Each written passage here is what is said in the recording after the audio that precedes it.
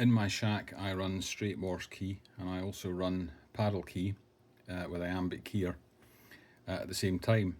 And rather than plugging and unplugging them, the simplest way to organise this is to use a Y adapter. And how this works is that the radio has a 3.5mm stereo jack on the back for the key. It uses all three contacts for the paddle key, and for the straight key it uses two contacts. So what I've got, if you look down the back here,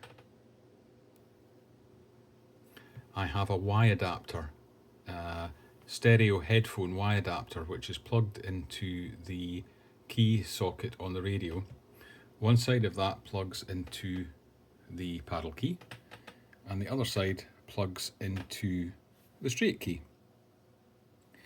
So what this means is that I have it currently keyer off, and it's manual.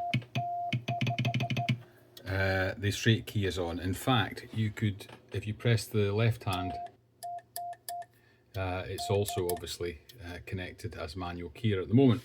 If I want to change to iambic keyer, I switch the keyer on, and so I think that's the simplest way to have two keys connected. They're connected in parallel, but because I'm using sockets, it makes it much easier to plug in multiple keys. In fact, my straight key is fitted with a socket, and I think that's also an easier way to organise them rather than hardwiring in.